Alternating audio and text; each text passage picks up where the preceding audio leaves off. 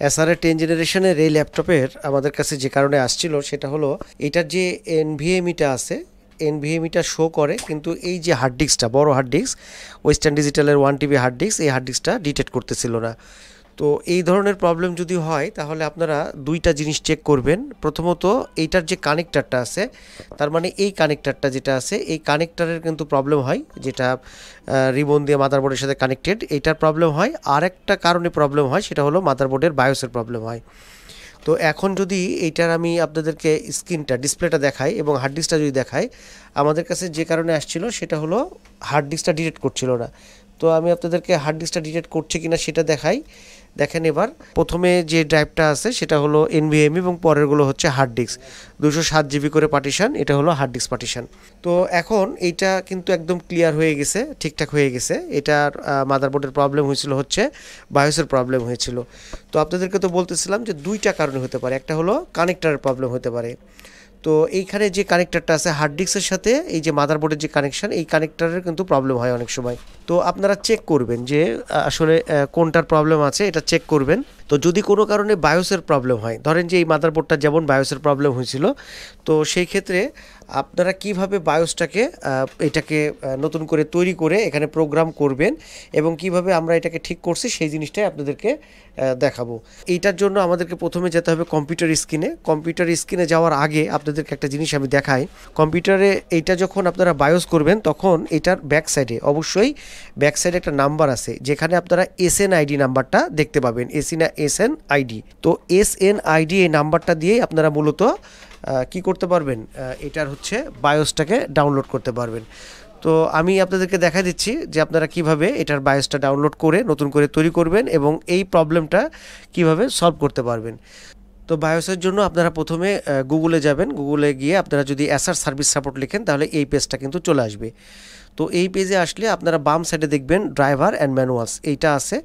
তো এখানে যদি আপনারা ক্লিক করেন, আমি একটু এভাবে দিই তাহলে একটু ক্লিয়ার দেখতে পাবেন। হ্যাঁ, তো এই পেজটা যখন আসবে, এখানে ড্রাইভার্স অ্যান্ড ম্যানুয়ালস, এখানে সেই নাম্বারটা, যে নাম্বারটা SNID নাম্বার ব্যাক সাইডে আছে, আমি আপনাদেরকে দেখালাম, সেই নাম্বারটা এখানে কি করবেন, এখানে হলো টাইপ করে দিবেন। তো আমি তো কপি করে রাখছি, আমি এখন ইন্টার দেব। ইন্টার দিলে এই ল্যাপটপটার মডেল সব চলে আসবে। তো এখন মডেল চলে আসছে। মডেল যেহেতু চলে আসছে, এবার আমরা দেখব হচ্ছে বায়োসটা নেব। তো বায়োসে ক্লিক করব। বায়োসে ক্লিক করার পরে এই যে প্রথমে যেটা আপডেট আছে সেই বায়োসটাই আপনারা নেবেন। তো যেভাবে এইটার সলভ করা হয়েছে সেটাই আমি আপনাদেরকে দেখা দিচ্ছি যে কিভাবে এই মাদারবোর্ডে বায়োস আপডেট করে আপনার এই SDD ডিটেক্ট, নো ডিটেক্ট, এই প্রবলেমটা সলভ করা হয়েছে। আপনারাও চাইলে কিন্তু ঠিক এভাবেই নিজেরাই করে নিতে পারবেন। তো ড্রাইভারটা ডাউনলোড করবেন। ডাউনলোড করলে আপনার যেইটা আসবে ঠিক এরকম ফাইল একটা আসবে। তো আমি ডাউনলোড করেই দেখাই, এরকম ডাউনলোডে যদি দেওয়া যায়। আমি ডাউনলোডটা করছি, দেখেন বিদায়, এই জন্য এটা আসছে। তো এই একটা জিপ ফাইল দিবে, জিপ ফাইলটাকে আপনি হচ্ছে, আমি কাট করে নিয়ে যাচ্ছি।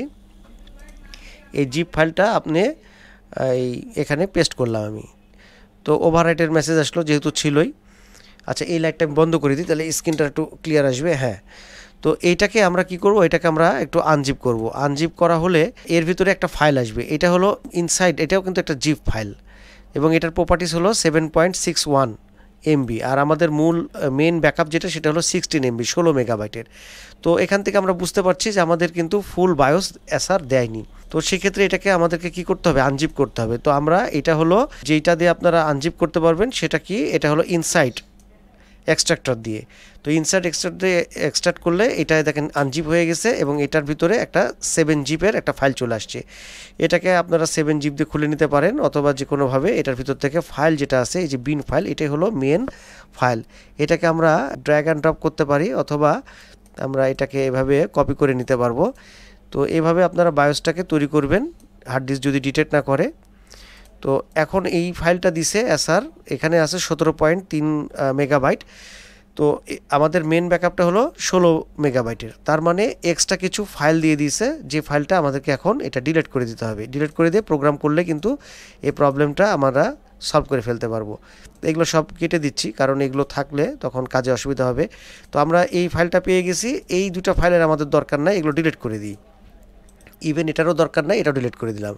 তো এখন দেখেন, এটা ব্যাকআপ ফাইল, এটা আমরা যদি অ্যানালাইজারে দিই, অ্যানালাইজারে দিলে আপনারা দেখবেন এটা ইনিশিয়ালাইজ অবস্থায় আছে।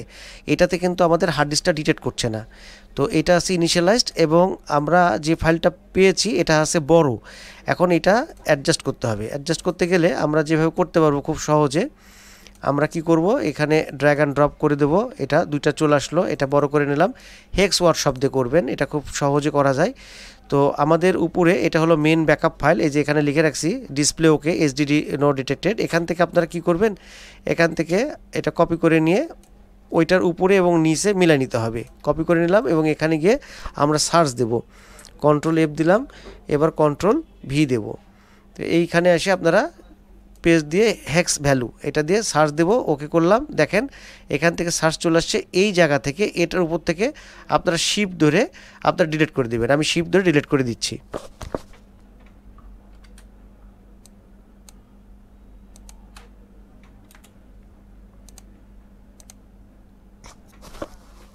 তো আমাদের এখন দেখেন টপটা মিলে গেছে। এখন এখান থেকে 16 মেগাবাইটের ফাইল, এখান থেকে আপনারা গো টু দিয়ে দিবেন একদম পুরা 16 MB। তো আমরা এখানে গো টু দিতে 16 MBর 1000000, এটা হলো 16 MB গো টু করলাম। এর নিচে যা আছে সব হলো আপনার জাঙ্ক ফাইল, অতএব এখান থেকে শিফট ধরে আমরা ডিলিট করে দেবো।